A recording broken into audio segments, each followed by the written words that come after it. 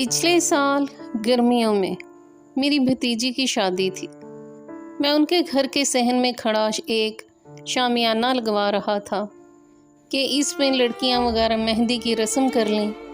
मेरे साथ मेरे कुछ अजीज़ भी थे।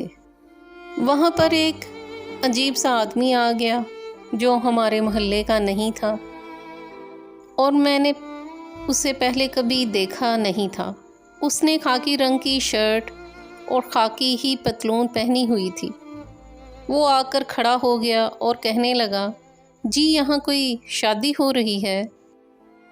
मैंने कहा कि जी हाँ, शादी हो रही है। वो कहने लगा, किसकी? मैंने कहा कि मेरी भतीजी की। वो कहने लगा कि जी क्या नाम है उसका? मैंने कहा उसका नाम उज़्मा है। वो फिर कहने लगा, शादी कब है जी? वो मुझसे बच्चों की तरह एक एक सवाल पूछ रहा था। मैंने कहा परसों बारात आएगी। इतनी देर में एक नौजवान आ गया जिसको मैं पहचानता था। उसने आते ही उस शख्स से कहा, आएँ आएँ चलें, जल्दी करें। वो नौजवान इस शख्स के कंधे पर हाथ रख के उसे ले गया।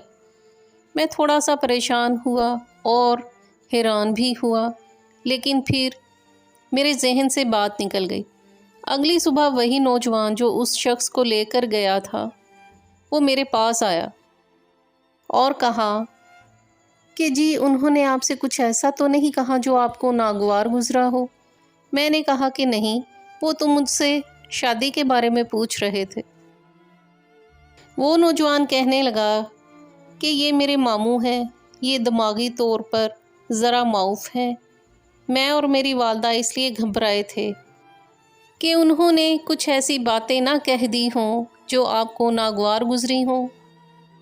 ख़वातीनो हज़रात, इस नौजवान के मामू का दिमागी तवाज़ुन तो ज़रूर बिगड़ा हुआ था, लेकिन इस पर एक तरह का पहरा बिठा दिया गया था। जब मेहंदी की रस्म हो चुकी और लड़कियां नाच गाना करके फ़ारिग हो गईं, तो उस वक़्त वो साहब फिर आ गए और बड़े खसियाने और शर्मिंदा से थे। मैंने कहा कि आइए आइए, तशरीफ़ लाइए, मैं तो आपका इंतज़ार करता रहा हूँ। वो अब दोनों हाथ पीछे रख कर झूम झूम कर बातें कर रहे थे। मैंने उन्हें बैठने का कहा, लेकिन उन्होंने कहा कि नहीं। मैंने चाय का पूछा तो उन्होंने इससे भी इनकार कर दिया। फिर उन्होंने अपना एक हाथ फ़ौरन आगे कर दिया। उनके हाथ में आम से खाकी लिफाफे में मरोड़ी देकर रखी हुई कोई चीज़ थी।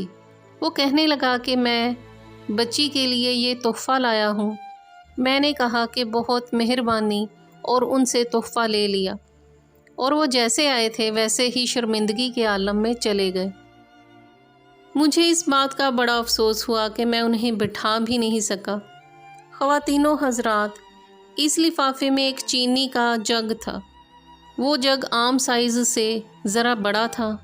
मैंने अपनी भतीजी से कहा कि ये तुम्हारे लिए तोहफ़ा है। तुम्हें दूसरे मिलने वाले तोहफ़े वाकई बड़े कीमती हैं और उनकी पैकिंग भी बड़ी खूबसूरत है, लेकिन इस तोहफ़े को बड़ी मोहब्बत और एतमाद के साथ रखना।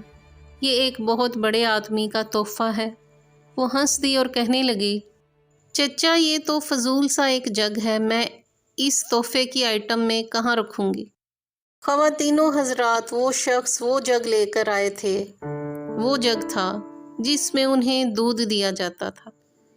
इसके पास इस जग के सिवा देने को और कुछ ना था।